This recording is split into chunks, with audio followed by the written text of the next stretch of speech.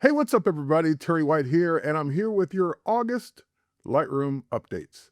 This will be a quick one because the updates, there are only a few this month compared to the June release and the April release and so forth and so on, but they're important nonetheless, and one or two of them are going to really make you happy. Let's go ahead and dive right in. I'm going to start off with the first update in Lightroom Classic. Now, this update even though I'm doing it in Classic, it appears in both Lightroom Classic and Lightroom Desktop. Now I have this image of Joshua Tree, and let's go ahead and head over to the Develop module where I will talk about masking it. Now in the past update, we did an update to masking, and I just want to show you the before and the after with Select Subject. So let's go ahead and just look at this. This is the before the update Select Subject, where you can start to see around the fuzziness around the edges here, and it's just really not a great mask. So let's just go ahead and create a new one just using Select Subject. Now, this is not the new feature for today, but I just want to point out the difference because a lot of people say, oh, I don't really see a difference in Select Subject. Let's just go ahead and do a new one. Select Subject, and let's go ahead and have it detect the subject and create a new mask. And there it is. Now look at the night and day difference. Here's the old mask with the old technology. Here's the new mask with the new improved Select Subject. Again, night and day.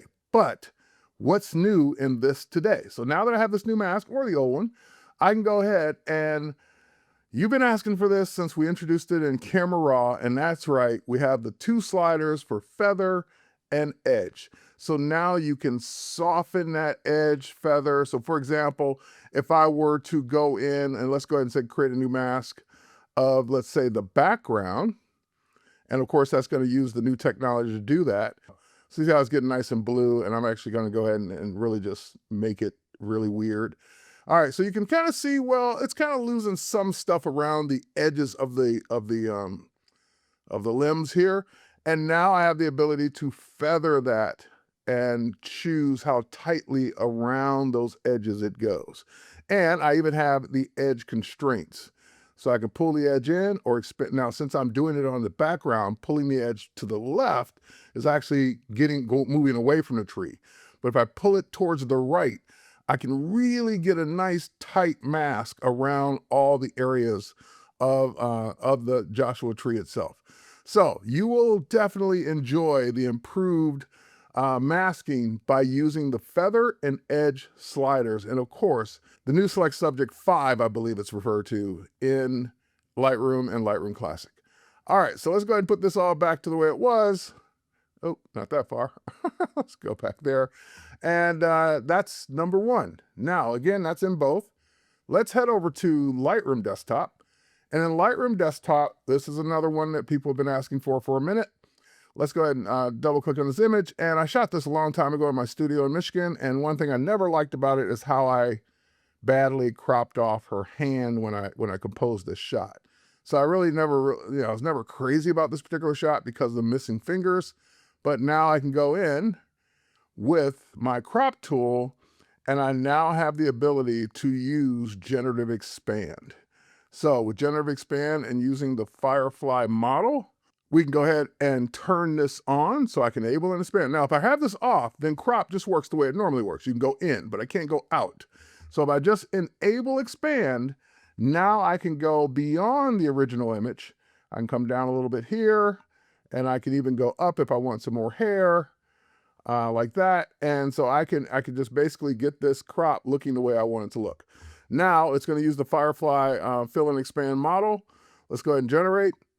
And as usual, we'll get the 3 variations to choose from. Let's let that cook. All right, and we have the fingers now. So for example, I can go to variation 1, variation 2, still cropped off, variation 3. So I'm going to actually cancel that because I want to pull it down some more. So let's zoom out a little bit and let's really give her hand some breathing room there. And now let's go ahead and generate. There we go. Now we got the full hand, the full floor. It even added some more of the dress here on the side, on the ground. And just very cool to be able to do this now non-destructively right inside of Lightroom. And it's even given some variations on the hair itself as well. So that is, this is a keeper. We'll keep that one. That is the new Gen Expand in Lightroom Desktop, and it's in Lightroom Mobile too. Let's go ahead and check it out. All right, so first, let's go ahead and take a look on my iPhone here. I've got that image we just did on desktop, so it's already synced to my phone, and looks great there. We can see it full screen. And now what I want to do is I want to go back an image, and this one's got the same problem. I'm not crazy about the way the handbag was cut off on the left-hand side there.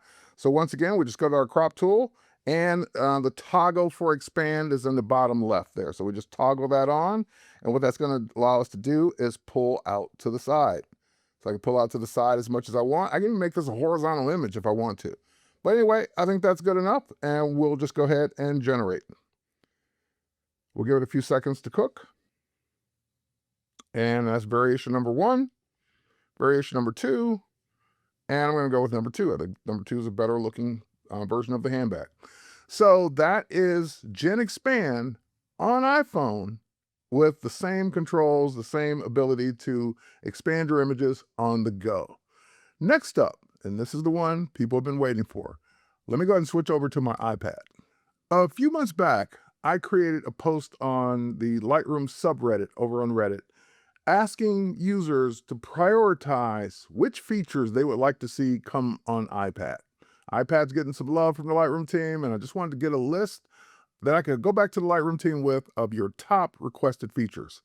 And overwhelmingly, the number 1 most requested feature for iPad, not the only one, but the number 1, was AI Denoise.